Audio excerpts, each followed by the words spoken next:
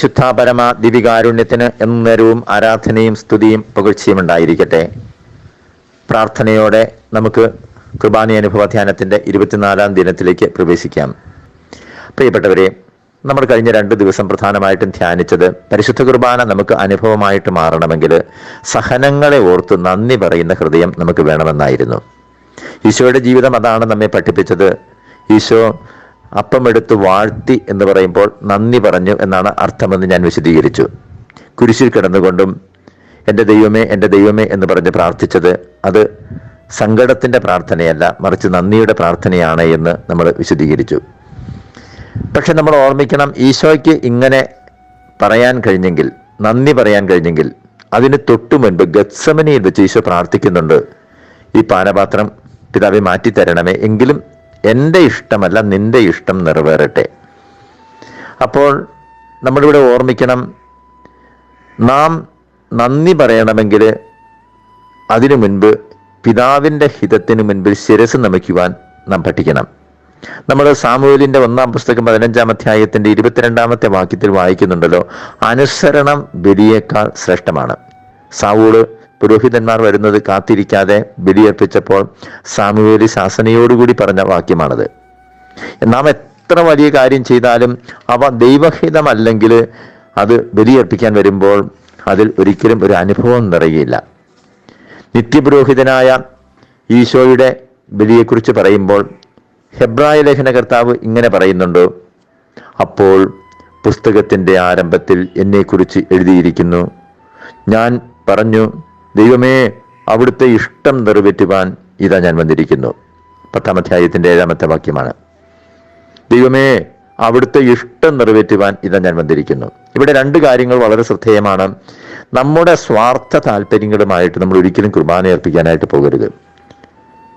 ഒരു ഉദാഹരണം പറഞ്ഞാൽ, നിനക്ക് വിദേശത്ത് പോകാനുള്ള ആഗ്രഹമുണ്ട്, വിസ കിട്ടാൻ ഉള്ള ആഗ്രഹത്തോടു കൂടി ആ നിയോഗവുമായിട്ട് കുർബാനയ്ക്കായിട്ട് വരികയാണ്. കിട്ടിയേ പറ്റൂ എന്ന് നമ്മൾ ശാഠ്യം പിടിക്കരുത്. കാരണം അവിടെ പോകുമ്പോൾ ഒരുപക്ഷെ ഒരു തകർച്ച ഉണ്ടാകുമോ എന്ന് നമുക്കറിയില്ലല്ലോ. കുറച്ചും കൂടി വ്യക്തമായിട്ട് പറഞ്ഞാൽ, നിങ്ങളുടെ മകൾക്ക് വിസ കിട്ടാനായിട്ടാണ് നിങ്ങൾ ആഗ്രഹിച്ചത്. അവിടെ ചെല്ലുമ്പോൾ ഏതെങ്കിലും തെറ്റായ ബന്ധത്തിൽപ്പെട്ട് അവൾ കുടുങ്ങുമോ എന്ന് നമുക്കറിയില്ല. ദൈവത്തിനെല്ലാം മുൻകൂട്ടി കാണാമല്ലോ. അല്ലെങ്കിൽ നിങ്ങളുടെ മകൻ വിദേശത്ത് ചെല്ലുമ്പോൾ നിങ്ങൾ വിസയ്ക്ക് വേണ്ടി പ്രാർത്ഥിച്ചു, യഹോവ സാക്ഷി ആയി മാറുമോ എന്ന് നമുക്കറിയില്ലല്ലോ. ഒരു സമർപ്പിത ഒരു സിസ്റ്റർ ഇന്ന സ്ഥലത്തേക്ക് ട്രാൻസ്ഫർ വേണമെന്ന് ശാഠ്യം പിടിച്ചു. പക്ഷെ അവിടെ കമ്മ്യൂണിറ്റി ലൈഫ് ഹാപ്പിയാകുമായിരിക്കും, പക്ഷേ ആത്മീയ തകർച്ചകൾ ഉണ്ടാകുമോ എന്ന് നമുക്കറിയില്ലല്ലോ. പ്രിയപ്പെട്ടവരെ, ഇതെല്ലാം ഞാൻ എൻ്റെ ഭാവനയിൽ കണ്ട 2-3 ഉദാഹരണങ്ങൾ പറഞ്ഞത് മാത്രമേ, സാധ്യതകൾ മാത്രമാണ്. 90% അങ്ങനെ സംഭവിക്കില്ലായിരിക്കാം. പക്ഷെ കുർബാനയുമായിട്ടുള്ള നിയോഗങ്ങൾ നമ്മൾ സമർപ്പിക്കുമ്പോൾ എന്ത് സംഭവിച്ചാലും ദൈവമേ നിന്റെ ഇഷ്ടം നിറവേറട്ടെ എന്ന് പറഞ്ഞുകൊണ്ട് മാത്രമേ നമ്മൾ പ്രാർത്ഥിക്കാവൂ. ഞാൻ 2 വചനങ്ങൾ നിങ്ങളോട് പങ്കുവയ്ക്കാം. യോഹന്നാന്റെ 1-ാം ലേഖനം 5-ാം അധ്യായത്തിന്റെ 14-ാമത്തെ വചനം. അവന്റെ ഇഷ്ടത്തിനനുസൃതമായി എന്തെങ്കിലും നാം ചോദിച്ചാൽ അവിടുന്ന് നമ്മുടെ പ്രാർത്ഥന കേൾക്കും എന്നതാണ് നമുക്ക് അവനിലുള്ള ഉറപ്പ്. യാക്കോബ് ശ്ലീഹായുടെ ലേഖനം 4-ാം അധ്യായത്തിന്റെ 3-ാമത്തെ വാക്യവും ഇതോട് വേണമെങ്കിൽ ചേർക്കാവുന്നതാണ്. ചോദിച്ചിട്ട് നിങ്ങൾക്ക് ലഭിക്കുന്നില്ലെങ്കിൽ അത് നിങ്ങളുടെ ദുരാശകളെ തൃപ്തിപ്പെടുത്തുവാൻ നിങ്ങൾ തിന്മയായിട്ടുള്ളവ ചോദിച്ചത് കൊണ്ടാണ്. ഞാൻ ഈ 2 വചനങ്ങളും പറഞ്ഞത്. അനേകം പേർക്ക്, പ്രത്യേകിച്ചും കുടുംബജീവിതം നയിക്കുന്ന സാധാരണക്കാർക്ക് കുർബാനയിൽ സമർപ്പിച്ചിട്ടും ദൈവമേ ആ നിയോഗങ്ങൾ ലഭിക്കുന്നില്ലല്ലോ എന്നുള്ള പരാതി നമുക്ക് പറയരുത്. ഇനി 2ാമത് ഒരു കാര്യം കൂടിയുണ്ട്. നമ്മുടെ അധികാരികളെയും മുതിർന്നവരെയും ഒക്കെ അനുസരിക്കാതെ ബലിയർപ്പിക്കാൻ വരുമ്പോൾ ഈശോയ്ക്ക് നമ്മുടെ ആത്മാവിനെ സ്പർശിക്കാനായിട്ട് ഒരിക്കലും കഴിയില്ല. നമ്മൾ ഫിലിപ്പി ലേഖനം 2-ാം അധ്യായത്തിൽ വായിക്കുന്ന വചനം നമുക്കറിയാം. അവൻ മരണം വരെ, അതേ കുരിശു മരണം വരെ തന്നെ താഴ്ത്തി, ആകയാൽ ദൈവം അവനെ അത്യധികം ഉയർത്തി. നമ്മൾ കൂദാശാവചനങ്ങൾക്ക് തൊട്ടു മുൻപ് 3-ാമത്തെ ഗഹന്ത പ്രാർത്ഥനയിൽ ഇത് ചൊല്ലുന്നുണ്ട്. എന്താണ്? ദൈവത്തോടുള്ള അങ്ങയോടുള്ള സമാനത നിലനിർത്തേണ്ട കാര്യമായി പരിഗണിക്കാതെ അവിടുന്ന് തന്നെ ശൂന്യനാക്കി ദാസന്റെ രൂപം സ്വീകരിച്ചു. വിവേകവും ബുദ്ധിയുമുള്ള അമർത്യമായ ആത്മാവോടും മർത്യമായ ശരീരത്തോടും കൂടെ പരിപൂർണ മനുഷ്യനായി സ്ത്രീയിൽ നിന്ന് ജാതനായി. നിയമത്തിന് അധീനരായവരെ ഉദ്ധരിക്കുവാൻ നിയമത്തിന് വിധേയനാവുകയും ഞങ്ങളുടെ രക്ഷയുടെ സ്മാരകം ഏർപ്പെടുത്തുകയും ചെയ്തു. പ്രിയപ്പെട്ടവരെ, ഒരുപക്ഷെ ഈ രക്ഷയുടെ സ്മാരകമായ കുർബാന സ്ഥാപിക്കുന്നതിന് മുൻപ് തന്നെ അവിടുന്ന് എളിമപ്പെടുത്തി നിയമത്തിന് വിധേയനായി പിതാവിനെ അനുസരിച്ചു എന്നാണ് ഇതിൻ്റെ അർത്ഥം. നിങ്ങൾക്ക് അത്ര രസം തോന്നുകയില്ല എന്ന് മനസ്സിലാക്കിക്കൊണ്ട്, നിങ്ങൾക്ക് ഇംപ്രസീവായി തോന്നുകയില്ല എന്ന് അറിഞ്ഞുകൊണ്ട് ഈ ഒരു ആശയത്തിന് ബൈബിൾ വിജ്ഞാനീയപരമായ ഒരു വിശദീകരണം തരുവാനായിട്ട് ഞാൻ ആഗ്രഹിക്കുകയാണ്. നമ്മൾ യോഹന്നാന്റെ സുവിശേഷം 6-ാം അധ്യായത്തിൽ 2-3 സ്ഥലത്ത് ഈശോ പറയുന്നുണ്ട്, ഈ അപ്പം ഭക്ഷിക്കുന്നില്ലെങ്കിൽ നിങ്ങൾ മരിക്കും. യോഹന്നാന്റെ സുവിശേഷം 6-ാം അധ്യായത്തിന്റെ 53-ാമത്തെ വാക്യം, നിങ്ങൾ മനുഷ്യപുത്രന്റെ ശരീരം ഭക്ഷിക്കുകയും അവന്റെ രക്തം പാനം ചെയ്യുകയും ചെയ്യുന്നില്ലെങ്കിൽ നിങ്ങൾക്ക് ജീവൻ ഉണ്ടായിരിക്കുകയില്ല. ഇത് തന്നെ 51-ാമത്തെ വാക്യത്തിലുണ്ട്, ഇത് തന്നെ 56-ാമത്തെ വാക്യത്തിലുണ്ട്. അപ്പോൾ എന്താണ് ഇതിന്റെ അർത്ഥം? ഈശോയുടെ ആ പച്ച മാംസവും രക്തവും നമുക്ക് തരാൻ കഴിയില്ല. അതുകൊണ്ടാണ് ഈശോ കൗദാശികമായിട്ട് കുർബാനയിൽ വാഴ്ത്തിയ അപ്പം നമുക്ക് തന്നത്.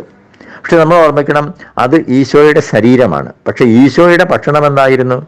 അത് യോഹന്നാന്റെ സുവിശേഷം 4-ാം അധ്യായത്തിന്റെ 34-ാമത്തെ വാക്യത്തിൽ നാം വായിക്കുന്നുണ്ട്. യോഹന്നാന്റെ സുവിശേഷം 4-ാം അധ്യായത്തിന്റെ 34-ാമത്തെ വാക്യം, യേശു പറഞ്ഞു, എന്നെ അയച്ചവന്റെ ഇഷ്ടം പ്രവർത്തിക്കുകയും അവന്റെ ജോലി പൂർത്തിയാക്കുകയുമാണ് എൻ്റെ ഭക്ഷണം. കണ്ടോ? അപ്പോൾ ഈശോയുടെ ഭക്ഷണം എന്ന് പറയുന്നത് പിതാവിൻ്റെ അനുസരിക്കുക, പിതാവിൻ്റെ ഇഷ്ടം നിറവേറ്റുക. അത് ദിവികാരുണ്യ പ്രഭാഷണത്തിന്റെ മധ്യേ ഈശോ പറയുന്നുണ്ട്, യോഹന്നാൻ 6:38, ഞാൻ സ്വർഗത്തിൽ നിന്ന് ഇറങ്ങി വന്നിരിക്കുന്നത് എൻ്റെ ഇഷ്ടം പ്രവർത്തിക്കാനല്ല, എന്നെ അയച്ചവന്റെ ഇഷ്ടം പ്രവർത്തിക്കാനാണ്. അപ്പോൾ പ്രിയപ്പെട്ടവരെ, നമ്മൾ കുർബാന സ്വീകരിക്കുമ്പോൾ അല്ലെങ്കിൽ ഈശോയുടെ ശരീരം സ്വീകരിക്കുമ്പോൾ ആ ശരീരത്തിന്റെ ചൈതന്യമായി ഈശോയുടെ ശരീരത്തിൽ ഉണ്ടായിരുന്ന മനസ്സ് എന്ത് എന്ന് ചോദിച്ചാൽ ദൈവഹിതം നിറവേറ്റാനുള്ള മനസ്സായിരുന്നു. ഇത് നമുക്കുണ്ടാകണം. അപ്പോൾ അനുസരണശീലം അനുസരിക്കാതെ, അനുസരണ ജീവിതമില്ലാതെ അർപ്പിക്കുവാനായിട്ട് നാം പോകരുത്. പ്രിയപ്പെട്ടവരെ, നമ്മൾ ബലിയർപ്പിക്കുമ്പോൾ ഈശോ ചെയ്തതുപോലെ നമ്മൾ ബലിയർപ്പകർ മാത്രമല്ല, ബലിവസ്തുവായിട്ട് മാറണം. നമ്മൾ വേദപുസ്തകത്തിൽ അബ്രാഹം, സാമുവേല് ഇവരൊക്കെ ഇതാ ഞാൻ അങ്ങ് അരുളി ചെയ്താലും, യെശയ്യായോട് പറയുന്നത് ആരെയാണ് ഞാൻ അയക്കേണ്ടത്? ഇതാ ഞാൻ എന്നെ അയച്ചാലും. മാനുഷികമായിട്ട് അങ്ങനെ ജീവിതത്തിന്റെ എല്ലാ കാര്യങ്ങളിലും ഇതാ ഞാൻ എന്ന് പറയുന്നത് അത്ര എളുപ്പമുള്ള കാര്യമല്ല. പക്ഷേ നിങ്ങൾ ഓർമ്മിക്കണം, കാൽവരിയിൽ ഈശോ ബലിയർപ്പിച്ചെങ്കിൽ ആ ബലി അർപ്പിക്കാൻ കഴിഞ്ഞത് ഗത്സമനിയിൽ നിന്നും പുറത്തു കിടന്നത് കൊണ്ടാണ്. ഗത്സമനിയിലാണ് നമ്മൾ പലരും കിടക്കുന്നത്. ഗത്സമനിയിൽ നിന്നും, ആ പീഡാനുഭവ വേദിയിൽ നിന്നും പുറത്തു കിടക്കണമെങ്കിൽ നമ്മൾ ഒരു വാതിൽ മാത്രമേ ഉള്ളൂ. അത് ഇതാ നിന്റെ ഇഷ്ടം നിറവേറട്ടെ. പ്രിയപ്പെട്ടവരെ, അനേകർ ഇപ്പോഴും ഗത്സമനിയിലാണ് കിടക്കുന്നത്. ഇത് ഞാൻ ഈ സമയത്ത് വൈദികർക്കും സമർപ്പിതർക്കും വേണ്ടി ഒരു പ്രത്യേക സന്ദേശം തരികയാണ്. അനുസരിക്കുന്നത് നമ്മൾ ദൈവത്തെയാണ്, മനുഷ്യനെയല്ല. നമുക്കെല്ലാ അധികാരികളുണ്ട്. എനിക്ക് സുപ്പീരിയർ അച്ഛനുണ്ട്, പിതാവുണ്ട്, എല്ലാ സിസ്റ്റേഴ്സിനും അങ്ങനെയുണ്ട്. പക്ഷേ നമ്മൾ ഓർമ്മിക്കണം, ദൈവത്തിന്റെ മനസ്സിലേക്കുള്ള വളർച്ച നമുക്കില്ല എങ്കിൽ ഹൃദയം കൊണ്ട് നമുക്കൊരിക്കലും അനുസരിക്കാൻ കഴിയില്ല. ദമ്പതികൾക്കും പ്രസക്തമാണ്. കാരണം ജീവിത പങ്കാളി ദൈവം നിങ്ങൾക്ക് നൽകിയതാണ്. അപ്പോൾ ആ ജീവിത പങ്കാളിയിലൂടെ ദൈവത്തിന്റെ സ്വരം കേൾക്കാൻ കഴിയണം. വിശുദ്ധരൊക്കെ വിശുദ്ധിയിലെത്തിയത് ഈ കടമ കടന്നാണ് എന്നുള്ളത് നമ്മൾ ഓർമ്മിക്കണം. ഇഗ്നേഷ്യസ് ലോയോളായോട് ഒരിക്കൽ ചോദിച്ചു, ഈശോ സഭ സ്ഥാപിച്ച ആളാണ്, നിരോധിക്കുവാൻ റോമിൽ നിന്നും ഒരു കത്ത് വരികയാണ്, അങ്ങ് എന്ത് ചെയ്യും? അദ്ദേഹത്തിന്റെ മറുപടി എന്താണെന്ന് അറിയാമോ? 30 മിനിറ്റ് ഞാൻ സക്രാരിയുടെ മുൻപിലിരിക്കും, പിന്നെ ഈശോ സഭയെ മറക്കും. പ്രിയപ്പെട്ടവരെ, ഒരു വിശുദ്ധനല്ല, എല്ലാ വിശുദ്ധരും. നമ്മുടെ ചാവറയച്ചന് ഡൊമിനിക്കൻ വേറെ ഏതോ ഒരു സന്യാസ സഭയുമായി ബന്ധപ്പെടുത്തിയാണ് ഈ CMI സഭ തുടങ്ങാൻ ആഗ്രഹിച്ചത്. പക്ഷേ അനുവാദം കിട്ടിയത് എങ്ങനെയായിരുന്നു? മാതാവിൻ്റെ നാമത്തിൽ. അപ്പോൾ അദ്ദേഹം പറഞ്ഞു, ഒരുപക്ഷെ നമ്മളെല്ലാം മാതാവിൻ്റെ മക്കളായിട്ട് വളരാൻ ആഗ്രഹിച്ചതായിരിക്കാം. പാദ്രെ പിയോയെ സ്വന്തം സമൂഹത്തിൽപ്പെട്ടവർ പോലും പലപ്പോഴും വിഷമിപ്പിച്ചു. പക്ഷെ പാദ്രെ പിയോ എന്താണ്? ആ ഓർഡർ കിട്ടിയപ്പോൾ ദൈ വിൽ ബി ഡൺ, അങ്ങയുടെ ഇഷ്ടം നിറവേറട്ടെ എന്ന് പറയുകയായിരുന്നു. പ്രിയപ്പെട്ടവരെ, ഞാൻ ഇത്രയുമൊക്കെ പറഞ്ഞപ്പോൾ നിങ്ങൾക്കിത് അത്ര ഗൗരവമുള്ള കാര്യമായി തോന്നുകയില്ലായിരിക്കാം. പക്ഷേ കുർബാന അന്നാ പെസഹ തിരുനാളിൽ തുടങ്ങി വിശുദ്ധീകരണത്തിന്റെ ബലിപീഠമേ സ്വസ്തി എന്ന് പറയുന്ന സ്ഥലത്ത് അവസാനിപ്പിക്കുന്ന 40 മിനിറ്റ് സമയത്തെ ആ പ്രാർത്ഥന മാത്രമാണ് കുർബാന എന്ന് നാം ചിന്തിക്കുന്നുണ്ടെങ്കിൽ, ഇതിനെ ഒരു തിരുക്കർമ്മം മാത്രമായിട്ട് നാം കാണുന്നുണ്ടെങ്കിൽ അത് നമുക്ക് ഒരിക്കലും അനുഭവം തരികയില്ല. ഞാൻ ഉദാഹരണം പറയാം. എന്നും രാവിലെ ഉണർന്ന് ജപമാലയൊക്കെ ചൊല്ലി നല്ല ഭക്തിയോടുകൂടി പള്ളിയിൽ ചെന്ന് കുർബാനയിൽ പങ്കെടുക്കുന്ന ഒരു വീട്ടമ്മ, ഒരു കുടുംബിനി, പക്ഷെ ഭർത്താവിനെ ഒരിക്കലും അനുസരിക്കുകയില്ല. ഈ അമ്മ, ഈ കുടുംബിനി എന്നും കുർബാന യാന്ത്രികമായിട്ട് മാത്രമേ അർപ്പിക്കുകയുള്ളൂ. കാരണം എന്താണ്? കുരിശുമരണം വരെ അനുസരിച്ച ഈശോയുടെ ഉള്ളിൽ നിറഞ്ഞ ആ സ്നേഹം നമ്മുടെ ഉള്ളിലുണ്ടെങ്കിൽ മാത്രമേ ഈശോയ്ക്ക് അല്പം കൂടി നമ്മുടെ ഉള്ളിൽ എപ്പോഴും നിലനിൽക്കാൻ കഴിയുള്ളൂ, നമ്മുടെ കൂടെ സഞ്ചരിക്കാൻ കഴിയുള്ളൂ. ഒരു സമർപ്പിത അധികാരിക്ക് പുല്ല് വില കൽപ്പിച്ചുകൊണ്ട് സ്വതന്ത്രമായി സഞ്ചരിച്ച ശേഷം രാവിലെ എഴുന്നേറ്റ് ഭക്തിയോടുകൂടി കുർബാനയിൽ പങ്കെടുക്കുമ്പോൾ ആ കുർബാന ഒരു അനുഭവമായിട്ട് മാറുകയില്ല. ചിലപ്പോൾ അധികാരികൾക്ക് തെറ്റുപറ്റാം, സാരമില്ല, ശിരസ് നമിക്കുക. കീഴ്പ്പെട്ടാൽ മാത്രമേ ദൈവത്തിന് നമ്മുടെ ജീവിതത്തിലേക്ക് ഇടപെടുവാനായിട്ട് കഴിയുകയുള്ളൂ. പ്രിയപ്പെട്ടവർ, ഞാൻ ഇന്നത്തെ ഈ ചിന്തകൾ നിങ്ങളുടെ മുൻപിൽ പങ്കുവെക്കുമ്പോൾ ഞാൻ ഒരേ ഒരു കാര്യം മാത്രമേ നിങ്ങളോട് പങ്കുവെക്കാൻ ആഗ്രഹിച്ചുള്ളൂ. കുർബാന എന്ന് പറയുന്നത് ഒരു തിരുക്കർമ്മം, ഒരു അനുഷ്ഠാനം മാത്രമല്ല, അത് ജീവിതത്തിൻ്റെ ഒരു ഭാഗമായിട്ട് മാറണം. സഹനങ്ങളെ ഓർത്ത് നന്ദി പറയണമെന്ന ആശയത്തിൻ്റെ വിശദീകരണമാണ് ഞാൻ നിങ്ങളോട് പറഞ്ഞത്. അധികാരികളെ അനുസരിക്കുമ്പോൾ, മുതിർന്നവരെ അനുസരിക്കുമ്പോൾ, അനുസരിക്കേണ്ടവരെ അനുസരിക്കുമ്പോൾ, ദൈവഹിതത്തിന് മുൻപിൽ ശിരസ് നമിക്കുമ്പോൾ കുർബാനയ്ക്കുള്ള ഏറ്റവും നല്ല ഒരുക്കമായിട്ട് അത് മാറുകയാണ് ചെയ്യുന്നത്. എൻ്റെ ജീവിതത്തിൻ്റെ കഠിനമായ ഒരു സഹനത്തിൻ്റെ ദിവസം ഈ അടുത്ത നാളിലാണ്. സന്യാസാനുസരണം പാലിച്ചുകൊണ്ട് പ്രതികാരം അവസരം കിട്ടിയപ്പോഴും ആ സ്വാഭാവിക ആഗ്രഹത്തെ കീഴ്പ്പെടുത്തിക്കൊണ്ട് ഞാൻ പ്രഭാതത്തിൽ എൻ്റെ ഇടവകപ്പള്ളിയിൽ ബലിയർപ്പിച്ചപ്പോൾ ഇന്നുവരെ ഒരിക്കലും എനിക്ക് കിട്ടാത്ത ദൈവ സാന്നിധ്യാനുഭവം കിട്ടി.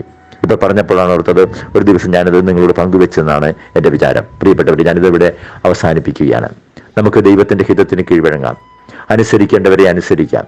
അങ്ങനെ രക്ഷയുടെ സ്മാരകം കുരിശുമരണം വരെ തന്നെ കീഴ്പ്പെടുത്തിയ ഈശോയുടെ ബലിയിൽ പങ്കുചേരുമ്പോൾ ആ അനുഭവം കിട്ടും. കർത്താവേ, കുർബാന അനുഭവത്തിന് വേണ്ടി ദാഹിക്കുന്ന ഈ മക്കളെയും ഇവരുടെ ജീവിത പരിസരങ്ങളെയും ഇവരുടെ കുടുംബ ബന്ധങ്ങളെയും ഒക്കെ തിരുമുൻപിൽ സമർപ്പിക്കുന്നു.